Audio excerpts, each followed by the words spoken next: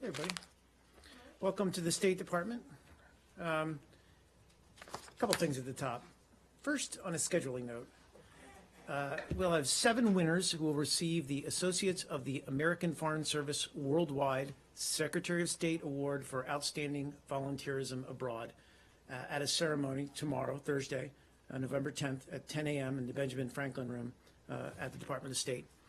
Deputy Secretary Heather Higginbottom will highlight the winner's extraordinary and exemplary service and present the awards at this ceremony. The SOSA Awards recognize U.S. government employees, family members, including domestic partners and other members of household at embassies and consulates who performed exceptional volunteer service to their communities, mission, or host country, or rendered outstanding assistance in emergencies. So that's tomorrow. Also, just wanted to say a few words at the top about the outcome of yesterday's and last night's presidential election. President Obama and Secretary Kerry are obviously very committed to preparing for a well-coordinated and effective transition to the incoming administration. Ensuring a professional and orderly transfer of power, or transfer at the State Department, rather, is a top priority for Secretary Kerry. And several months ago, he designated 3 experienced senior career officials to oversee that transition. Counselor Christy Kenny and Undersecretary Patrick Kennedy, and they're working closely with Executive Secretary Joseph McManus. When the President-elect's transition team does arrive at the State Department, the full expertise and support of the State Department will be at their disposal. As we've done with every transition, we'll provide administrative support staff to assist the team as they request information or briefings from the department. Just a last word, President Obama put it very eloquently a few hours ago when he said that a peaceful transition of power is one of the hallmarks of our democracy. And I think the world saw that and hopefully was reassured by it in full display last night in President-elect Trump's remarks, this morning in Secretary Clinton's very gracious concession speech, and also in President Obama's remarks, as I said a short time ago. Our focus at the State Department is to work, I think, to ensure 2 things. One, that we continue to work to make progress on our foreign policy priorities in the time remaining for this administration. And then secondly, that we work as closely and effectively with the incoming administration to ensure a smooth transition with respect to this nation's national security and its foreign policy priorities. Matt? Right. Let's stick with transition for a minute. Other than the letter that the Secretary sent to the employees, has there actually been any work on transition? Has the campaign been in touch yet that you're aware of? Right. So, I don't think this has changed so far today, but my understanding as of this morning was that that there has not been any contact from the President-elect's transition team with respect to the State Department. Of course, there is a space, as you probably noticed, already set aside for them, as it has been for past incoming administrations. But certainly we're ready with respect to when they do arrive here, and that could come as soon as tomorrow, to greet them and to make them as comfortable and meet their needs as best we can. Well, do you have reason to believe that it could be as early as tomorrow? I think it will happen very soon. I don't have a date certain. Okay, but there hasn't been, No. that you're aware of, they haven't been in touch yet? Right. And is it their responsibility to get in touch with you, or do you get in touch with them? I think it's their responsibility. And I think that'll happen both at the White House. Obviously, you saw Josh spoke about, Right. the president spoke about a meeting with the president, but I think this will all fall into place very quickly in the next couple of days. Okay. Yep. And a couple of things, policy related to the transition. The President-elect has, during the campaign, spoke about his ideas for foreign policy, many of which are dramatically opposed to or not in line with this current administration's. So over the course of until January, the end of January, Do you expect that the administration will maintain its strong stance in favor of the Iran deal, for example, in favor of TPP, in favor of the Paris Climate Agreement, or will these things become less of a priority since they are not a priority or in fact they're a priority to replace under the next administration? Well, they are a priority. The very, of course, the Iran agreement's already been implemented and being implemented, of course. We're not in any way, shape, or form going to relent from that effort. And there are other priorities, as you mentioned, with respect to TPP, the Trans-Pacific Partnership,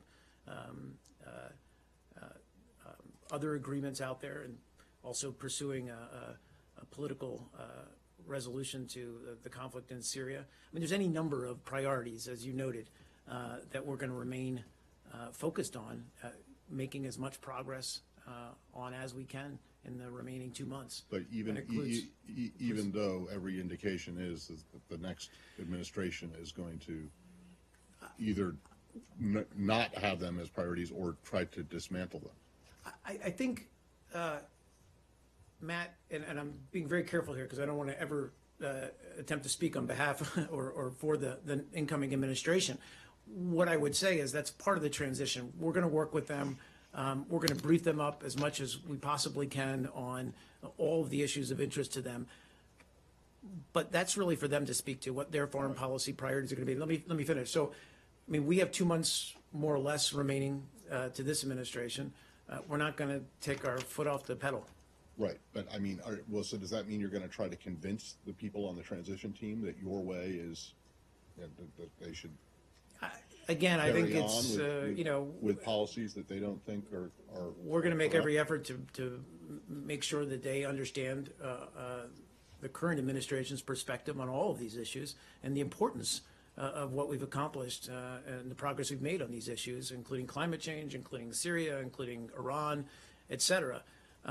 Ultimately, it's for that incoming administration to choose its foreign policy goals and priorities and paths. Very quickly, specifically, one of the things that the president-elect has said when he was a candidate, he said that he would recognize Jerusalem as the capital of Israel and move the embassy from Tel Aviv to Jerusalem. This is something that previous administrations have not done, have resisted, in fact. Since, that's correct.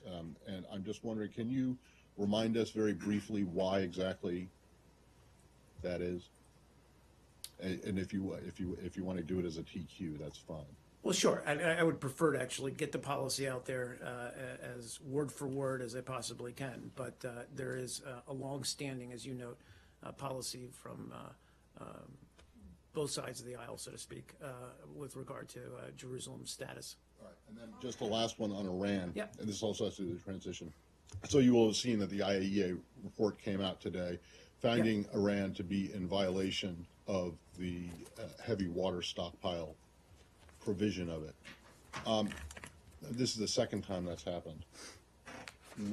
Why are you, or do you still say, is it still your position that Iran is adhering to its commitments? So I have to caveat my response by saying we normally don't discuss the details of these reports before they're made public by the Board of Governors.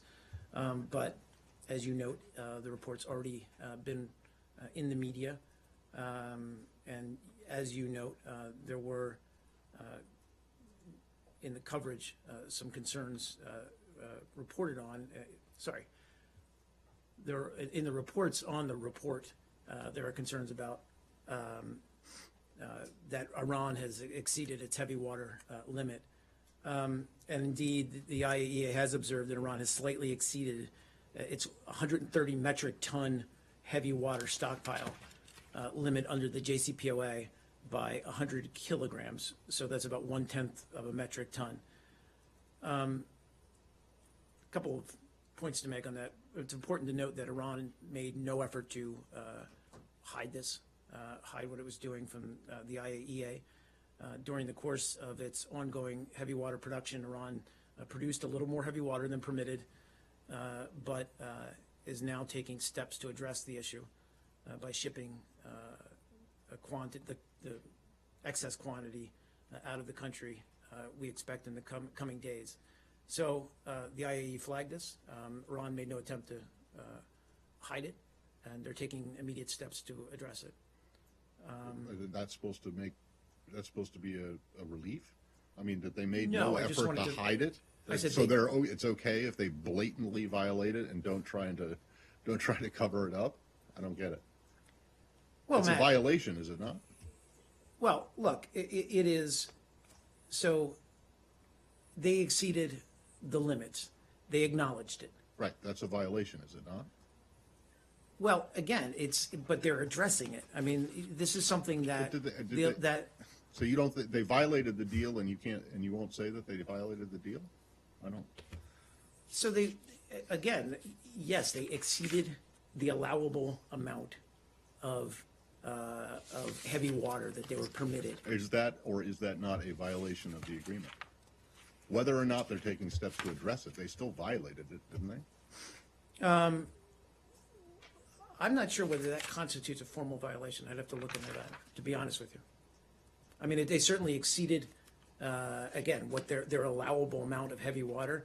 Whether that constitutes, again, a formal violation of the JCPOA writ large, I'm not certain about that.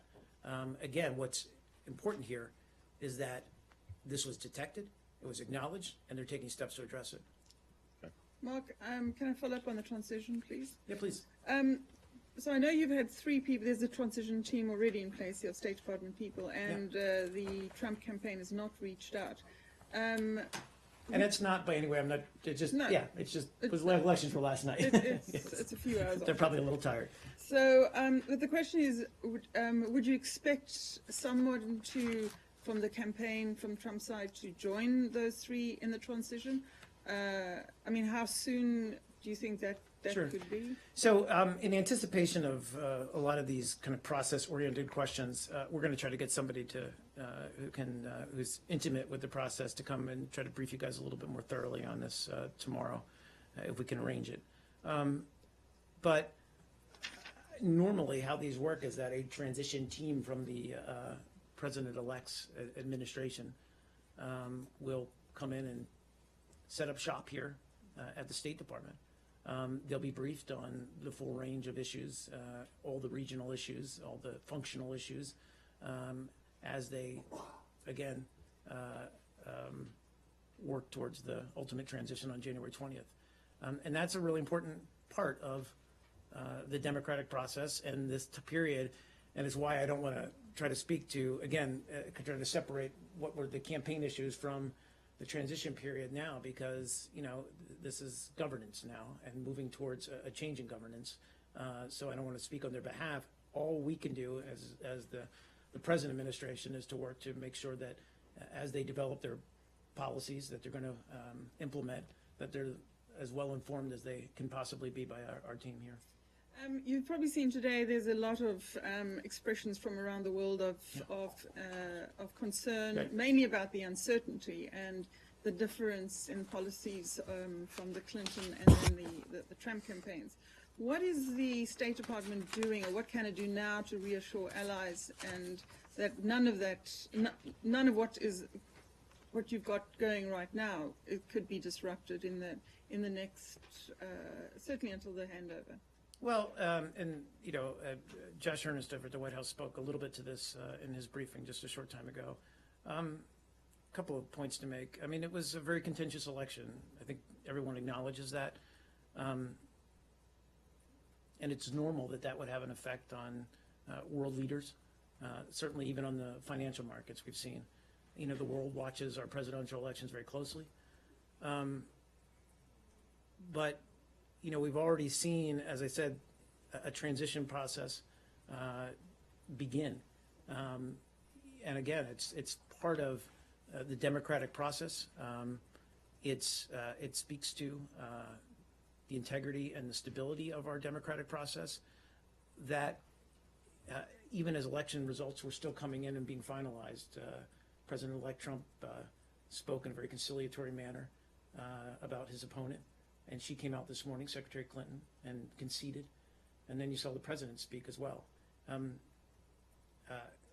think the world, as I said, would take note that is reassuring.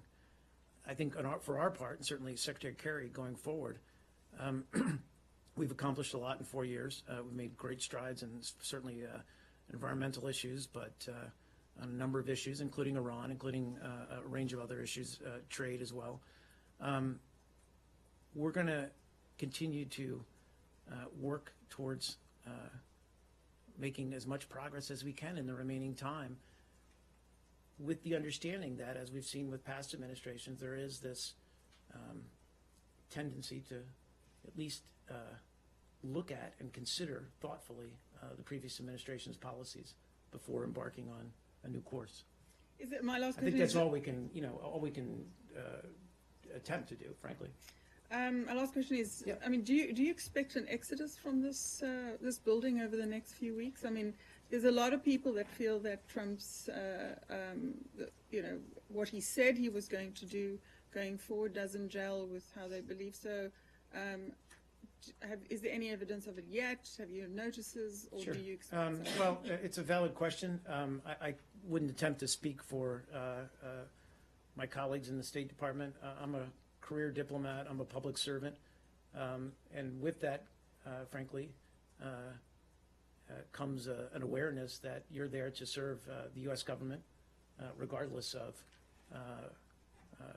whether that's a Republican or a Democratic administration. Obviously, there are political appointees in the State Department, but I can tell you that what I've seen firsthand this morning is very serious professionalism and commitment, as I said, to making sure that this incoming administration, whether these people agree with their policies or not, are given every opportunity for a smooth transition and are as informed as possible before that transition takes place. Go ahead, Justin. Just to follow on that, Yeah. as has been mentioned here today, the president-elect differs so greatly on so many issues: Iran, trade, climate, Cuba, Syria, NATO alliances, nuclear proliferation, just basic tenets of the things that and assumptions that this administration has been working under. What about, if you haven't seen people saying, "I'm leaving today," career diplomats, which is what I gather you're saying, are you, and is the secretary worried about morale in these last days? The first thing in his statement basically tells people, his staff, to continue focus and moving ahead. So given the disparity between the president-elect and this administration, what do you see the morale here being in the coming days and weeks? Look, I think, again, it's a fair question. I think when you choose a path of public service, you do so with the recognition that, and again, I'm not speaking to the incoming administration or the present administration, you have to compartmentalize your own political beliefs from your professional duties. That is something that is incumbent on any public servant, whether it's at the State Department or any other federal agency, or the military for that matter. That's what, frankly, provides continuity and institutional knowledge for our government. So I wouldn't predict any mass exodus, far from it. I think that under Secretary Kerry and under President Obama and under Secretary Clinton as well, this State Department has achieved great things. I think they're focused on continuing to work on the priorities. Some of the urgent ones, like getting a ceasefire or cessation of hostilities in Syria, that is attainable in 2 months or next week if we can get there through our multilateral efforts. I don't think there's any kind of attitude that of resignation or of or any other attitude other than that focused on the priorities of this administration and ensuring that the new administration, incoming administration, has a smooth transition. Please, Steve. Just one, sorry, just Yeah, one please go ahead. follow-up. Yeah, I'm One sorry. of these areas in particular, Yeah. in Cuba, just quickly, they announced today that they're going to do 5 days of military training. do you see that as a reaction to the election? Is this something that concerns you? What's your reaction, your response? Yeah, I mean, so it's my understanding, I'm not going to speculate on what prompted it. My understanding is that they're routine military exercises, but as to the timing, I have no idea why now. I'd refer you to the government of Cuba for that question. Please. Can you tell us where the Secretary of State was precisely when he got the news about the election results? Sure. And by what method? Was he watching television, got a phone call? Or, 'cause Right. he was on his way to So he's on his Antarctica. way to Antarctica. So that's a fair question, how he got a carrier pigeon or that's right, snowmobile. No, he was not yet there. In fact, some of you may be aware that the actual trip into Antarctica has been delayed somewhat by weather. They hope to leave later today. But he was actually, he had arrived late in the day or on our night in New Zealand, but well before the final results were actually called. So he was able to watch the results in his hotel. Thank you. Please, yeah. We kind of touched on this, but I want to see if we can go into it a little more in depth. The issue of the Iran deal. Trump has said that he wants to tear it up. Is that even possible?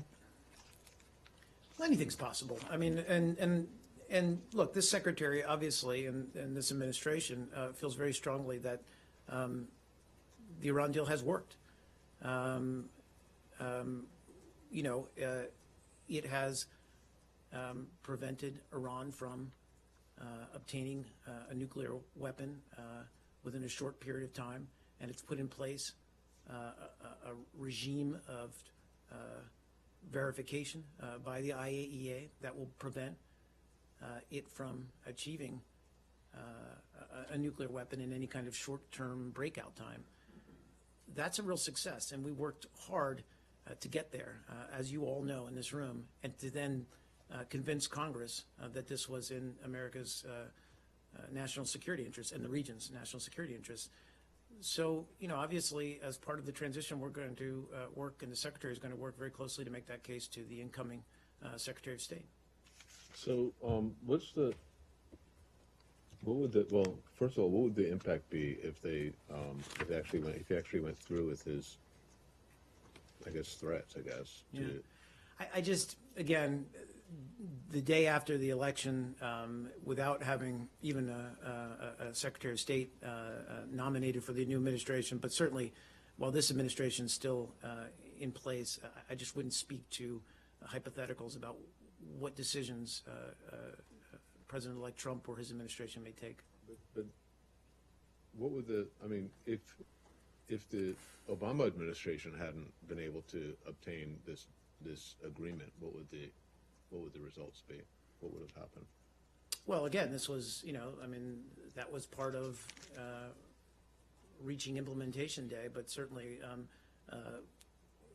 all of the parties who signed up to this agreement had obligations to meet, one of which was, having parliamentary or congressional approval. So that was, that required a pretty significant lobbying effort. But again, I think looking back in the past year or so since implementation day, we have seen that this agreement has done what we said it was going to do, which is limit Iran from obtaining a nuclear weapon. It always was focused on that. It wasn't focused on changing Iran's behavior writ large. It was focused on preventing it from obtaining a nuclear weapon. One of the other obligations of this, that Iran would curb or limit its heavy water production? And did they not, in fact, not do that? Well, again, and I would let experts. I just don't understand why this I'm not is trying to. I don't understand. I don't want to say that this was some kind of formal violation of the JCPOA or something that, and that's my own limitations of understanding of the agreement. Whether they've got a period of time where they can address these this overproduction of heavy water. It's not significant. It was caught. Again, you said blatant, but they didn't try to hide it or obfuscate or in any way. This was something that occurred, and they're addressing it. So I don't want to make too much out of this, is my Right, but point. isn't not trying to hide a violation worse than? No, I mean, I wouldn't say that at No? all. In fact, I would say that it shows that there's now a channel of, or just a channel of communication between, and access between Iran and the IAEA that was part of the goals of the JCPOA. Or it shows that they don't care if they're caught. That's not true, Matt. And again, I don't want to speak to a report that hasn't been published yet, but our understanding is that the Iranians, and again, I'm also not, I feel like I'm in this peculiar spot of justifying Okay, Iranians. We'll wait until Iran's the behavior. thing is public and then go at this again.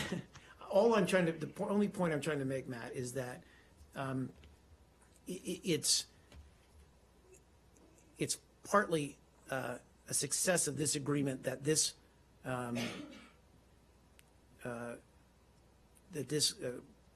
was caught and is being addressed. Okay, but can't you look at, you surely have an open enough mind. I to can see the that glass is from- half empty or half full. Is that From the what you're other saying? side, that this is a sign that Iran isn't complying.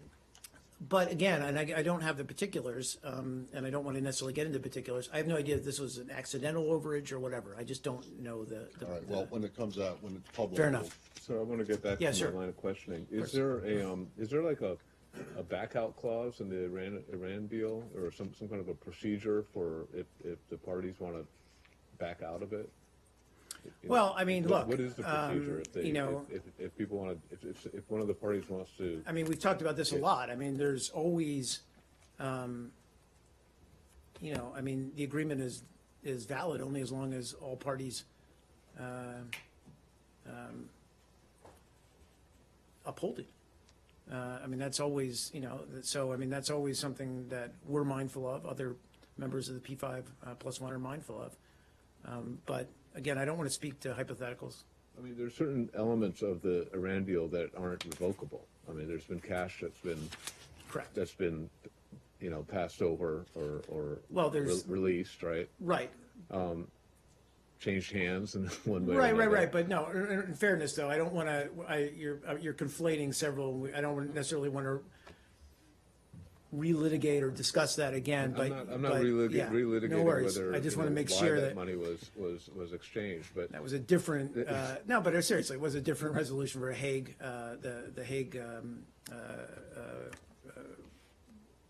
formula, or the Hague, I forget what it's called, not the Hague Tribunal, but the Hague settlement process, excuse me. so those money, there were funds that were released. There was also some sanctions that were lifted. As part of implementation day, As part of because, the- as part of because the Iran met their implementation commitments, agreement. right? But we've always What left are the it, things that can't, that have yet to happen? That's still, I guess I mean, those things you can't back out of the things that have been done. But are you saying that if this government in the future just decides not to do the next things on the list, that it can do that? I'm just not going to speak to decisions that the new incoming administration has or hasn't made yet. I'm not going to go there, sorry. Please. I'm trying to understand that answer. That is there any provision that all that money in cash can come back? No, and the only reason I was, anyway, dwelling on that is, and as I said, we discussed this in excruciating detail a few months ago. That money was part of the Hague settlement process for money that we owed Iran. And I think that there was a lot of back and forth and a lot of conflating it with somehow money that Iran had gotten from us as part of a deal. That's not at all the case. So I just want to make that clear. But that money has been paid. That was a settlement that was actually to the advantage of the American taxpayer because of the interest level, the interest rate that we got on it. Okay, the other one is on the State Department data going on the web. According to the NARA specifications, and this question has been raised earlier, and the deadlines are, some of them are end of 2016, that everything has to be stored online, and Help me here. We're talking about emails and FOIA? or- everything, National Archives had given a deadline when Jason Barron was the director that time. That every data of every federal government will be online, not for people Yeah, to see, no, but it will be in the right, cloud or whatever. yeah, I understand what So you're talking there is the one of the deadline is 2016. Okay. So is the State Department going to meet it? Is Going it to meet that deadline? Let me get Yeah. an update for you. I just don't have that in front of me. Okay. I'll get an update for you. Please. So the president-elect spoke a lot about Japan throughout the campaign. What would you say is the impact of his election on the future of the U.S.-Japan relationship? Well, look, I mean, the U.S.-Japan relationship is a cornerstone relationship, part of our,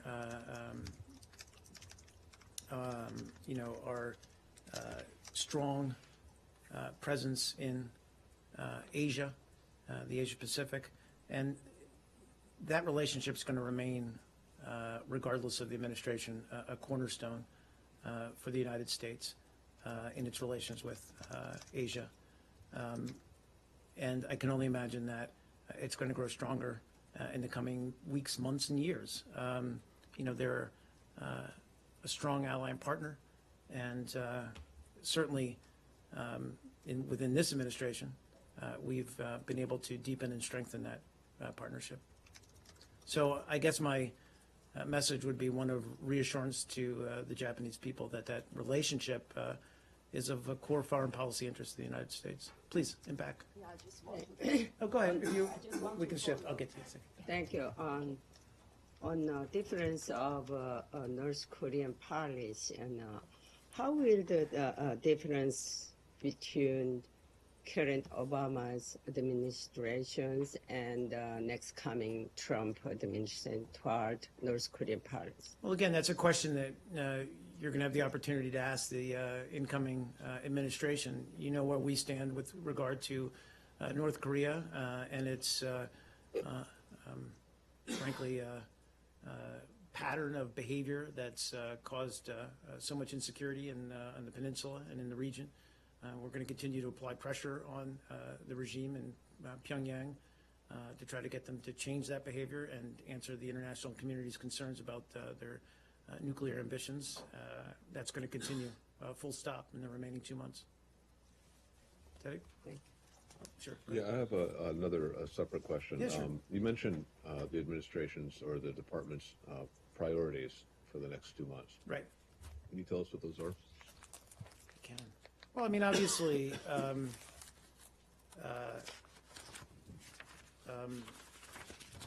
promise I won't go on, but the coalition, the anti-Daesh coalition, has made, frankly, significant, important progress in the past year. We're in the process of liberating Mosul. We're in the process of an initial stage to isolate and eventually liberate Raqqa. It's not to say that Daesh is defeated, but in the last year and a half, we have really set up a structure working effectively with partners on the ground and with Iraqi forces on the ground that has put Daesh on the defensive. That's going to continue. That's been a successful effort. It's not to say they're defeated, not to say they can't still strike out and cause violence, but that's a significant effort. Climate change, we're getting ready. The Secretary's going to be in Marrakesh next week. This year, we had the entry into force of the Paris Agreement. We had the agreement on capturing emissions from international civil aviation, and also the agreement from Kigali to phase down on hydrofluorocarbons. So that's been a trifecta that's been a real success with regard to combating climate change. Those efforts are going to continue in the months ahead. And then, just the urgency of what's happening in Syria and trying to get a cessation of hostilities into place. We continue to meet in a multilateral venue or setting, rather, in Geneva. We're still trying to overcome some of the gaps, but we're still working hard to get some kind of credible cessation of hostilities in place, certainly in Aleppo, but throughout Syria, and try to get a political transition back in place. There's an urgency there that's obviously not something even for the next couple of months, but something in the days and weeks ahead that we need to address. I'll stop there. Please, go ahead. Sorry, one last one Yeah, of before we course. run off. Apparently an aide to Russian President Putin says he believes that a Trump administration would lift sanctions against Russia. I know you can't comment on what that administration would do, but perhaps you could tell us what your stance is now on sanctions. Our against stance Russia. is what it's been and will remain, and certainly throughout this administration, which is with regard to sanctions on Crimea, those remain in place until Russia removes its forces from Crimea and gives that peninsula back to Ukraine. With regard to other sanctions, with respect to Ukraine and its actions in eastern Ukraine, those sanctions remain in place until the Minsk agreement is fully implemented, and we continue to make progress and work in that regard. But that's the clearest path to remove sanctions for Russia. What's the consequences of, if those sanctions weren't there, what would the consequences be? Well, again, it's the question of what sanctions do and how you use them in the diplomatic setting. They're a way to apply leverage, to apply pressure on Russia. They've had a significant impact on Russia's economy. I don't have the statistics in front of me, but we can certainly get them for you. But it's had an effect of applying pressure, and that's what its intent is. It's not a means to an end all to itself, but it's a way to make clear to Russia that its actions have consequences. I just got one on this administration, nothing to do with transition. Yeah. That you know what happened in India yesterday. The Narendra Modi Prime Minister, he dumped rupees 500 and rupees 1,000 Yes. currency notes. And today the banks are closed, ATMs are not working. There are a lot of Americans who are traveling, Yep. who are there. What are the, anything our embassy is doing there, or this department has issued anything? So if you have It's a fair anything- question whether we've issued anything via our consular system to Americans who are traveling there, or whether we're updating our travel documents or travel information about India. I assume that's in train if it hasn't been done already. But to speak to the broader actions that were taken, it was frankly an anti-corruption measure that was taken by the Modi government. Following a series of steps that government has taken in the past 2 years in an attempt to reduce counterfeit money or black All money. that is Yeah. fine. I did not. You're just find asking about the anything- impact I did on not tourists, find yeah. anything on the It's a completely embassy, legitimate question. I think we're- embassy website. Yeah. For the people who are right there, because the 500 and I know. 1,000. I was there a few months ago, and these are the notes that you really carry. It's Yep. cash. No, I'm aware that this has People are had, not- I'm aware that it's had an impact. I assume Yeah. that we have informed at least Americans who are visiting or living in India of how to work around this and to deal with it. Can we go back to the Ukraine question? real Of course. quick? Does this administration feel that the sanctions tempered Russia's behavior towards Ukraine or in that part of Europe? And would if they weren't there, would Russia have been more, more aggressive in its behavior? Sure. I mean, look, it's. I don't think it's possible to say categorically that that it stopped Russia's bad behavior in eastern Ukraine, because we saw, even after sanctions were implemented, a continuation of that behavior with respect to Russian forces and weaponry moving around or being positioned in frankly, Ukraine's sovereign territory. But I do believe that it was a useful, as I said, application of pressure to get Russia to want to resolve the unrest in eastern Ukraine. And how we're working to do that is through the Minsk agreement. We're still not there with full implementation, but that's the way to resolve the current unrest. Thanks. Yep.